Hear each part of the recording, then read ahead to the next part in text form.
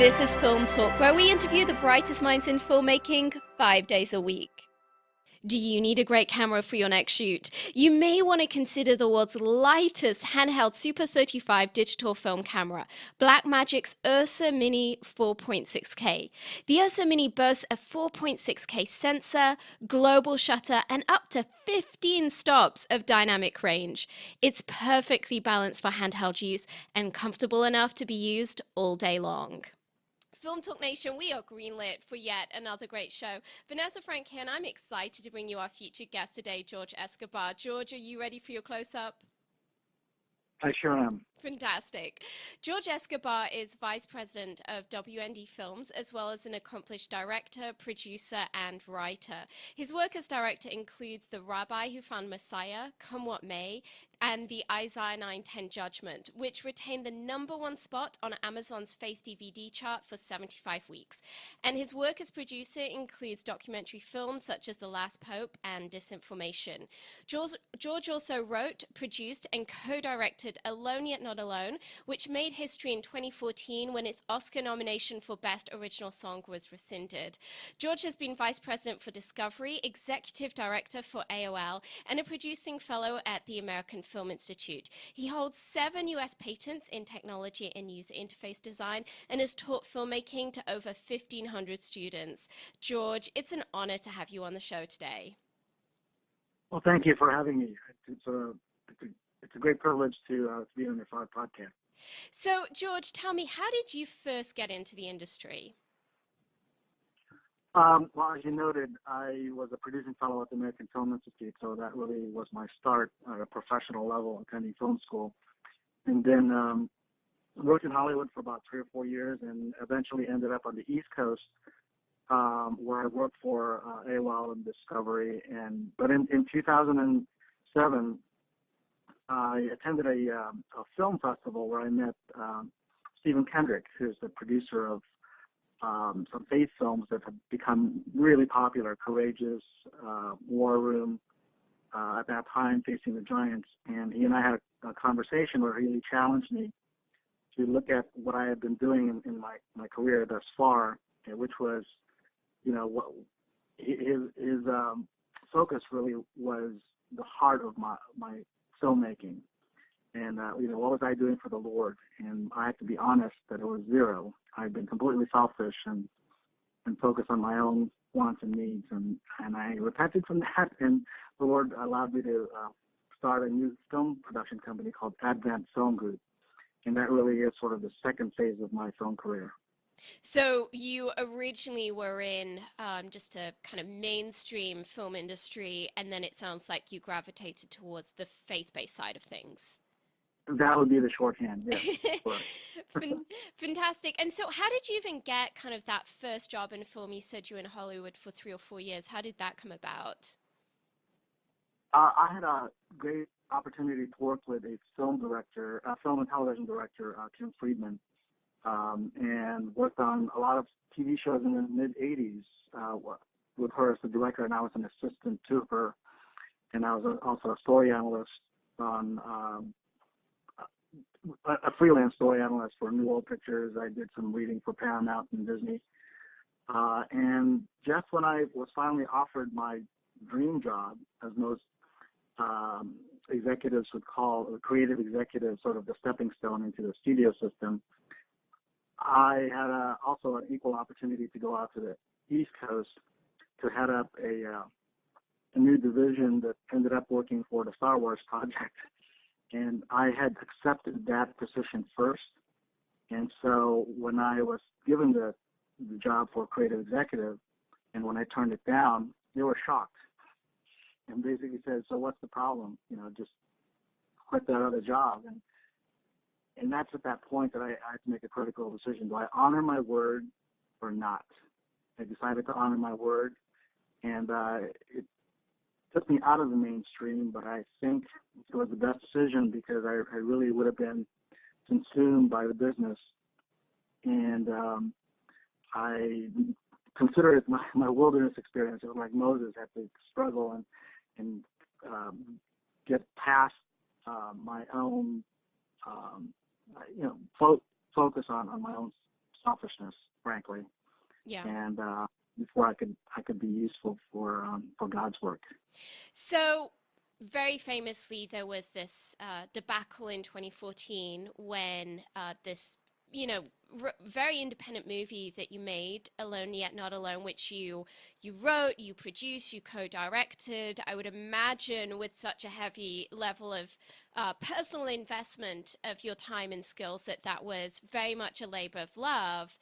And this movie, pretty much it seems out of nowhere, receives this Oscar nomination, which is, you know, for most people, that's the dream. That's, you know, it's to think that a movie that is independently produced and furthermore faith-based would receive an Oscar nomination, you know, is fairly unlikely, and is certainly kind of the things that things are, the dreams that things are made of. And so you have this incredible experience overnight of all of these people in the industry becoming aware of your movie, and then that Oscar nomination gets rescinded.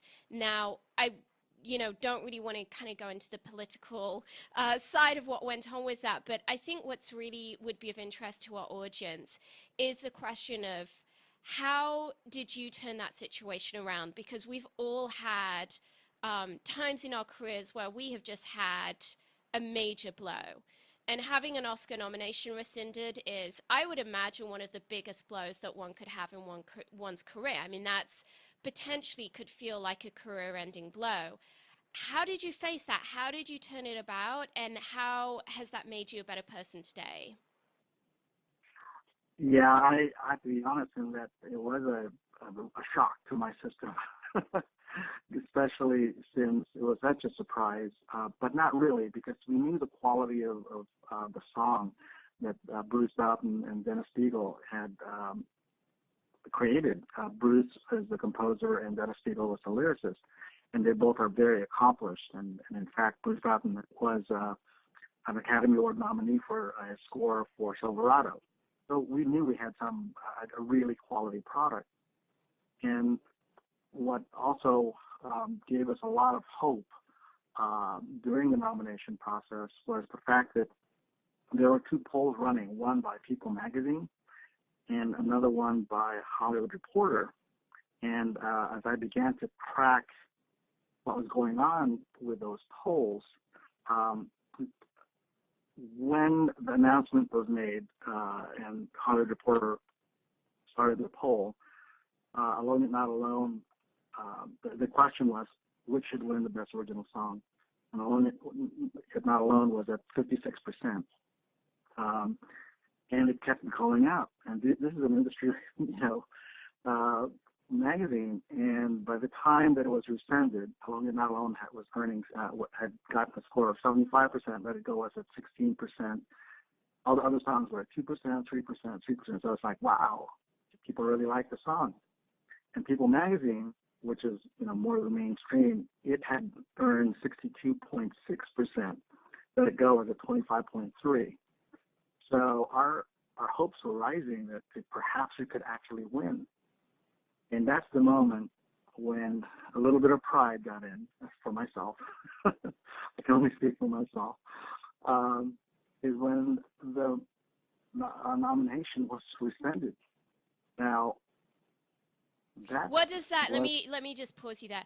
What does that feel like when you get that phone call or that email or whatever the communication was, and you're told this life, this dream is over, it's dead?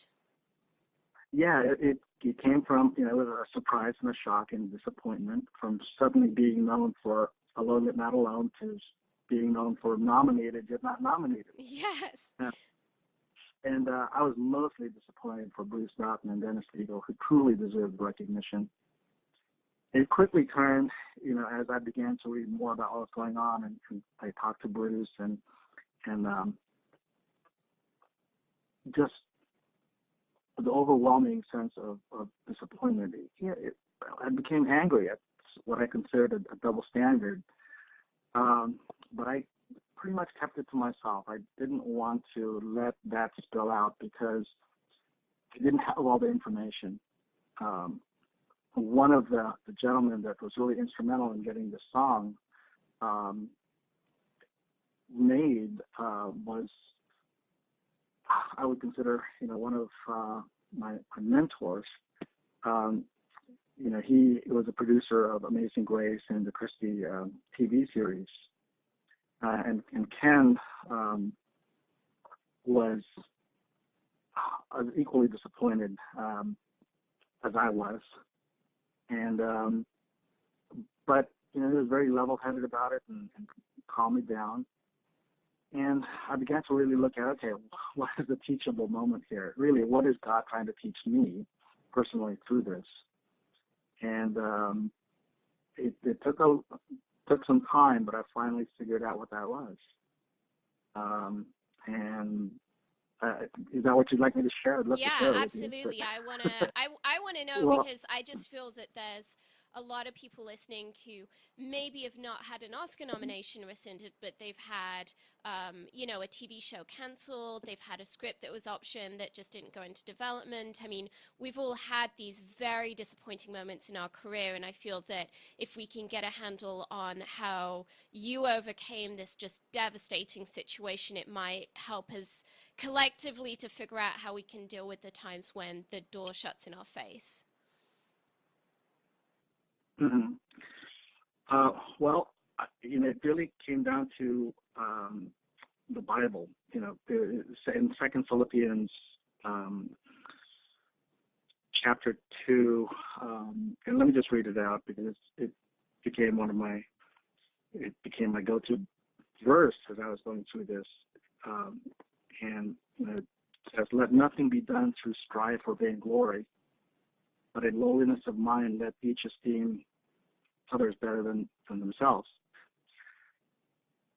Look not every man on his own thing, but every man also on the things of others. Let this mind be in you, which is also in Christ." So really it talks about doing nothing out of selfish ambition or conceit, but valuing others above yourself and looking out for their interests, not your own. And it's an important lesson, and I needed to relearn it. I thought I knew it, but I mean, it must have been, what it I would imagine allowed it. me to see is, go ahead. So I was going to say, I would imagine it must have been incredibly difficult that day of the Oscars. I mean, presumably you'd been planning on attending this event.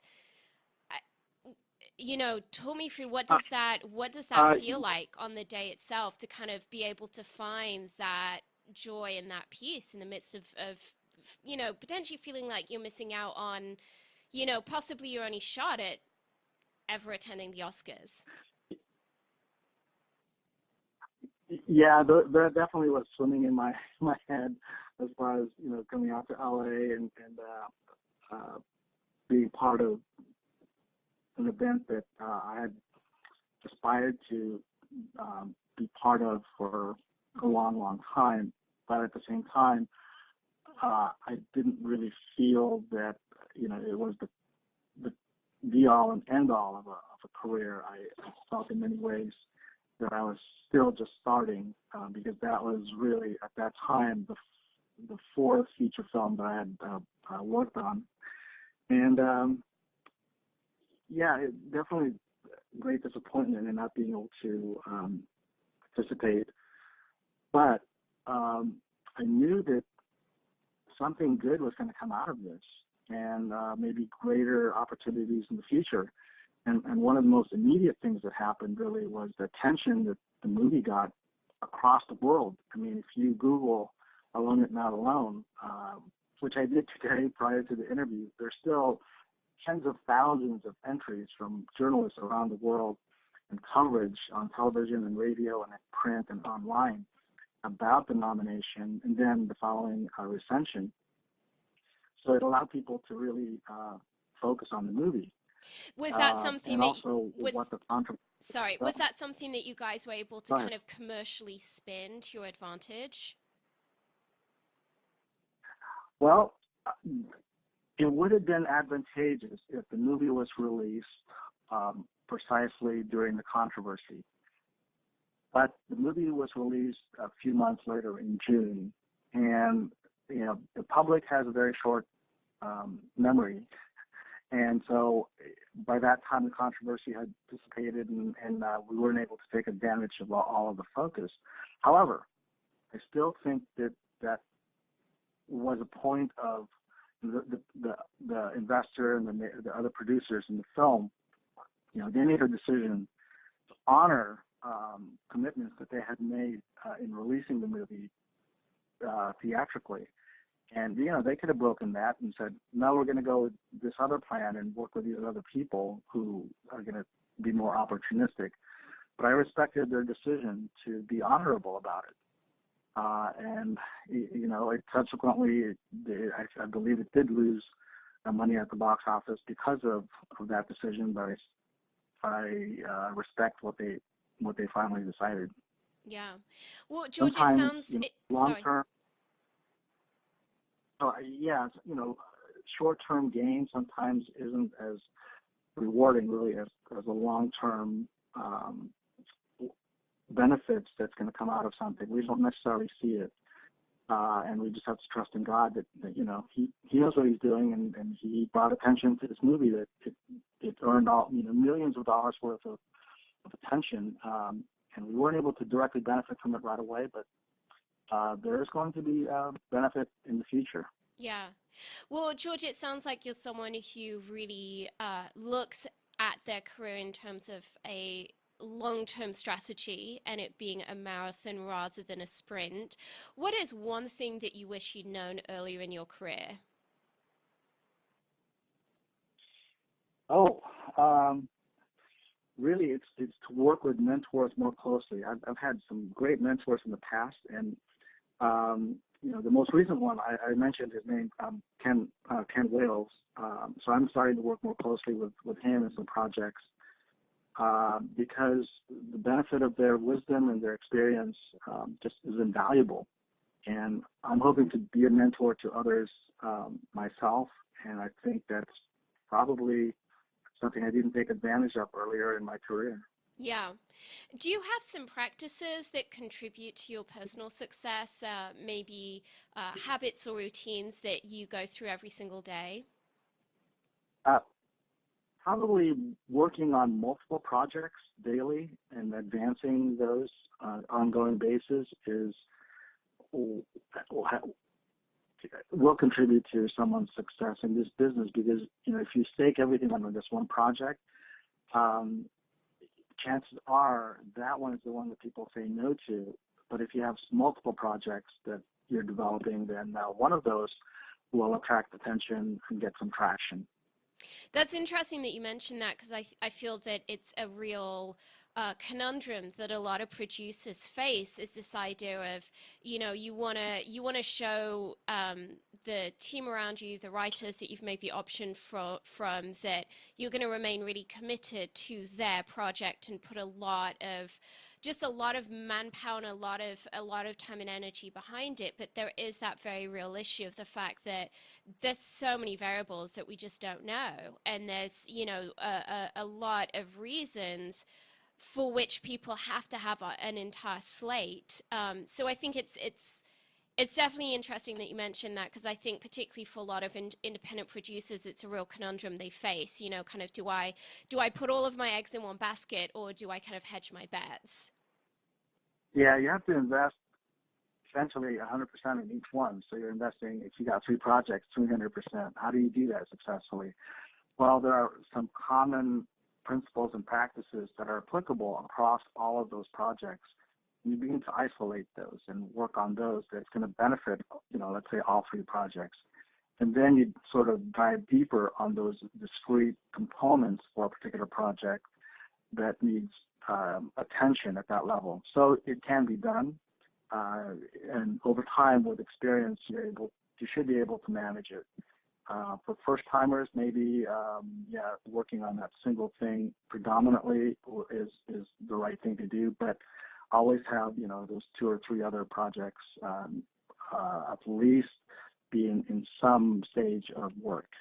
So, practically, George, I'd love for you to drill down on that and just give me a little bit of insight of how you do that. How do you manage to juggle multiple projects at various stages of development simultaneously? Yeah, I think it boils down to two basic areas: the storytelling aspect of that particular project, and then the marketing. And those are continually being refined. And you never settle. You should never settle for the first thing that comes to your mind. Not I'm not saying that your instinct or your gut should be ignored, because sometimes that really becomes true. But then you have to test it all the time. You test it against better ideas, hopefully better ideas that people bring to you. So those are two basics, storytelling, and then the marketing. How do you sell it? How do you message it? You continually refine that, and they go hand in hand with the storytelling. Each one informs the other, because it is show business. It's a business. You have to craft the art to what the market the requirements are, and you can't ignore it. So, do you kind of break down your day as in, I'm going to spend X amount of hours on project A, X amount on project B? I mean, or is it more cyclical than that? I mean, how do you keep one project from dwarfing the others? Uh, Typically, I break it down on a daily basis. I'll work on one project exclusively per day, and then Thursday is typically my learning day. That day, I spend 80% of my time that day in teaching myself something about the business, or teaching someone else. And in fact, by virtue of teaching someone, I'm learning. And I like to work with people who are equally invested in that project. So you shouldn't do it alone. You need to work and partner up with other people who have skills that are stronger than yours in a particular area. I've had the benefit of working across the board, but I like to work on the creative side, as most people do. But keep a strong hand on the business and marketing aspect as well. I really like that idea of setting aside an entire day to kind of sharpen the saw, so to speak. I think it's in an evolving industry like this, it's so important to continue with with one's professional development. And I think the challenge is always finding what those pockets of time are that one can set aside, and that practice of having a day a week that is predominantly dedicated towards developing one's skills. I think that shows a tremendous amount of wisdom. And again, that it goes back to that thought that you've been bringing to the foreground of, this is a marathon. It's not a sprint. It's about long-term relationships. It's about long-term goals. Everything doesn't live or die on what happens in a certain week, which in an industry like this, which is so incredibly reactive, I think, that just shows a tremendous amount of maturity. George, what do you think is the most important thing for our listeners to understand right now about the evolution of the film industry? I think it's the fact that we have this democratization of filmmaking, right? Virtually anybody can make a movie. But with that opportunity and the passion that people put into it, it doesn't yield many good movies. In fact, it yields many bad movies, and it hurts everybody. And I think people need to be patient and take the 10,000 hours that they need to invest in something to achieve mastery. And imagine this is the illustration that I usually use. Imagine myself having a passion for surgery. Ever since I was a child, I wanted to operate on people. Well, I could read a whole bunch of books, watch a whole bunch of videos, and watch a bunch of movies about doctors and surgeons, and then go to Home Depot, get the best tools I could possibly find, the sharpest knives. And if I come to you, Vanessa, and say, hey, look, I've got this passion. I've done all these things. I've spent maybe 200 or 300 hours. Do you mind if I operate on you? And you would say absolutely not. And yet that's what people do when they have this passion all of a sudden for making a movie. They don't respect the craft enough to really master it. So I would say, get mastery level at 10,000 hours just to get qualified.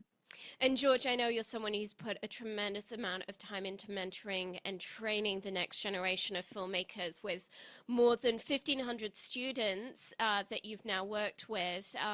I think your comment is particularly apt to these times when there is a lot of dialogue and discussion around just the proliferation of low budget independent movies and a tremendous growth in the number of film festivals that we're seeing in this kind of ecosystem that, unfortunately, commercially speaking, really does feed off of maybe enabling people to step into a level of responsibility in filmmaking that they're maybe not ready for yet. Again, I think this really does speak to your dedication to the long term and not just the short term gratification.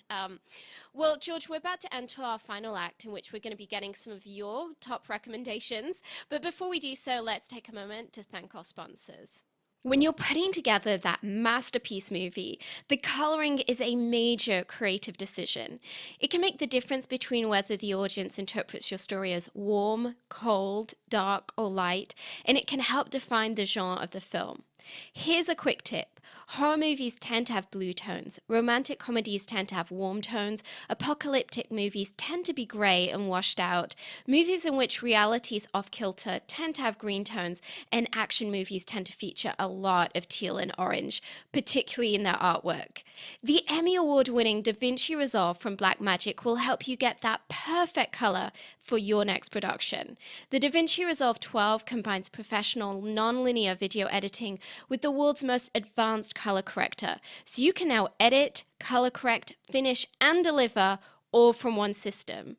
The DaVinci Resolve is completely scalable and resolution independent, so it can be used on set, in a small studio, or integrated into the largest Hollywood production pipeline. From creative editing and multi-camera television production to high-end finishing and color correction, only DaVinci Resolve features the creative tools, compatibility, speed, and legendary image quality that you need to manage your entire workflow, which is why it is the #1 solution used on Hollywood feature films. George, welcome to the final act where you'll be sharing incredible resources and mind-blowing answers. Are you ready?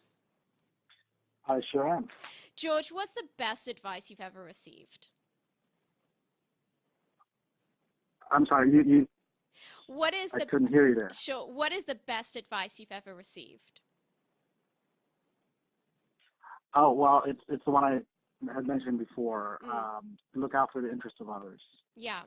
By serving others, I think it really opens a lot of doors and also takes the focus out of yourself and become more aware of the industry as a whole, and helping people is really more satisfying than anything.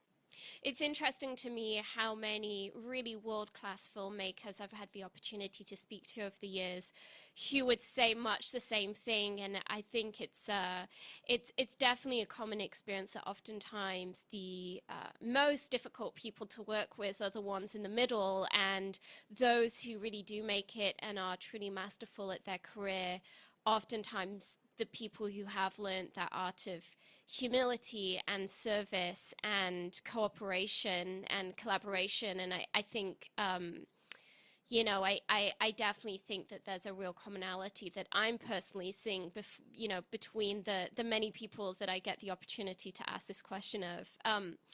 George, if you had one movie to stake your entire career on, and it could be any type of movie, any budget level, what kind of movie would it be, and what talent would you want attached? I would say it would be a romantic thriller, that combination A of romance. romantic thriller? Thriller. That's pretty rare. Yeah. Well, the ones that we've seen it recently. I think Mission Impossible: Rogue Nation is a romantic thriller. Mm-hmm. Romance not just between Tom Cruise and Rebecca Ferguson, but the camaraderie between the team itself. North by Northwest is another really good example. I think Cinderella Man is a romantic thriller. Is he going to win this boxing match or not? There's a lot of action in it. That's more. I think more and more people are looking at that as, even if you look at some of the other films like Divergent and Hunger Games, those are sci-fi, but strong romance and strong thriller Yeah. aspects to it. Yeah, I can see that. So what kind of talent would you want attached on your dream project? Oh, I'd love to work with somebody as talented as Russell Crowe, of course, and oh, um, from an actress perspective, I think one of the most talented young actresses right now is what's it? Jennifer Lawrence. She's just amazing. Yeah. So those two. Well, there you have it. We'll be looking for a romantic thriller with Jennifer Lawrence and did you say you said Russell Crowe, right? And Russell Crowe. Yeah, Yes, yeah. yes. Okay, fantastic. Um, George, if you could recommend one book for our listeners, what would it be and why? That's an easy one for me. It's a book called Five C's of Cinematography, because it really teaches you how to tell a story visually first, and then if you have to absolutely talk, then yeah, you can add dialogue. Yeah. But that's the one that I grew up with. It was published in the 1960s, and I was fortunate that early mentor of mine, Albert Lockwood, gave it to me, and it's been a really great resource. I highly recommend it for So anyone. this is a book on kind of visual semiotics. Well, it's five pieces of cinematography covers camera angles, continuity, cutting, close-ups, and composition. And by mastering all of those, you learn everything about the film business as well as how to actually make a movie. And yet, despite how long ago this book was published, you feel like it's still very Oh, applicable today. absolutely. That's the reason that it continues to be a great resource. If you look it up online, everybody raves about this book. They continue to look at it as a foundational instruction manual. Is it a book you recommend a lot to your students? Yes, yes, Yeah. it's the top one. I mean, I can name a couple more books, but Yeah, sure, go for it. well, Lajos Egri's The Art of Dramatic Writing. Again, from the storytelling perspective, that one people should get. Fantastic. Well, Film Talk Nation, I know that you love audio. To thank you for joining us today, we partnered with our friends over at Audible to offer you a free audio book. Great titles available include Story by Robert McKee, Save the Cat Strikes Back by Blake Snyder, Why Not Me by Mindy Kaling, and Your Year of Yes by Shonda Rhimes. If you haven't already done so, you can claim your free audio book at audibletrial.com/film talk. That's audibletrial.com/film talk. And this link will also be included in today's show notes. George, if you could recommend a single movie for our listeners, what would it be and why? It would have to be my favorite movie of all time, which is It's a Wonderful Life. It encompasses every type of quality component that a movie must have. From drama, comedy, acting, cinematography, all the elements. It's got everything. I think it's a flawless, perfect film. It's interesting. I've had a number of people mention that movie, which I think is a shining endorsement to just how, clearly how much people value and esteem it. And I would recommend that our audience go ahead and watch that. But I realize probably most of them already have. But in case anyone has not seen A Wonderful Life, it's definitely worth checking out, even during the summer months, even off season. Um, so, George, do you have a website or an app that you use a lot within your job that you would recommend? Yes, there's a great website called millfilmschool.com. And if you subscribe, they collate and distill all the best industry information that's come out that particular week and email it to you, and you just click on the links, and that's how I begin my day on Thursday, by going through the Mill Film School links, and you'll be amazed how much you'll grow as a filmmaker. It's really interesting that you mentioned that. I actually start every single day reading my RSS feed from No Film School. I am someone who is a pretty big fan of the RSS feed, and yeah, they have incredible content that spans everything from latest equipment through to interviews with some of the brightest filmmakers and some really great discourse around how to create better film and emerging trends. Definitely, nofilmschool.com is a wonderful resource and one that everyone should be checking out. Well, George, it's time for the martini shot. What parting piece of guidance would you like to share with us? I'd like to share one more resource, Go and that's for it. wordplayer.com. I love wordplayer.com. Yeah, it's a website by Terry Rossio and Ted Elliott, who are friends of mine. I grew up with them in junior high and high school. Seriously, And, pause.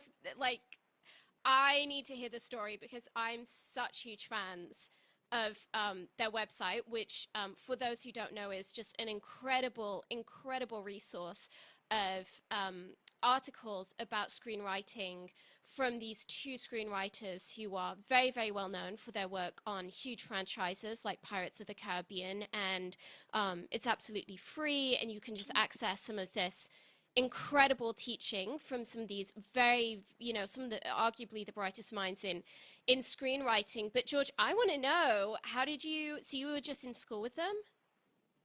Yeah, we attended junior high together. I'm a Sad in No junior way. high, and we've been friends ever since. Yeah, I come Wait, out was to this, LA. but was this in LA or elsewhere? In Orange County. Oh, okay. Yeah. Okay. They're both great I was guys. going to say, if that was in like Milwaukee, that would be a really unlikely coincidence. Yeah, no, I grew up in Southern California, in the same neighborhood as Ted and Terry, and Wow. Could you have great guys, fathomed, like, and at, one of the most. at the time, could you kind of With that? at the time, could you kind of foresee the budding storytelling genius within them, or was that just like they were just, kids in high school? Oh, I definitely recognized their talent early on. In fact, I was a writing partner for both of them, with both of them on No. projects early in my career. Gosh. But the combination of the two of them really clicked, Yeah. and the rest is history. Yeah. That is wild. That is so wild. I love those stories. I think we often hear of, these kind of pockets of talent of people who've just come up the ranks together and, be it, oh gosh, I'm just thinking there's so many. I mean, be it like siblings, like the Affleck brothers, or you've got, Naomi Watts and Nicole Kidman. It's pretty extraordinary to see how often it's almost like lightning seems to strike in the same place. Um, well, George, I definitely still want a parting piece of guidance, advice, insight from you. So, what are you going to leave us with?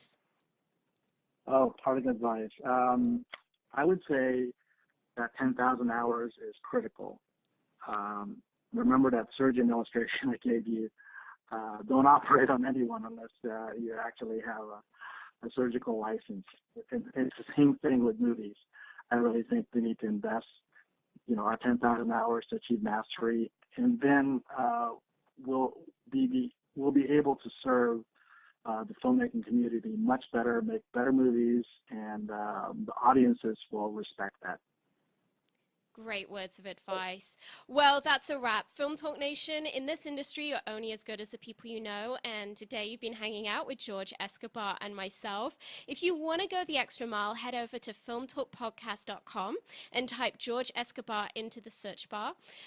The show notes from today's show will appear along with everything we discussed, like George's recommended book and movie. George, we appreciate you sharing your priceless insights with us today. Film Talk Nation thanks you, and we'll see you on the red carpet. Thank you so much, Vanessa. Thank you for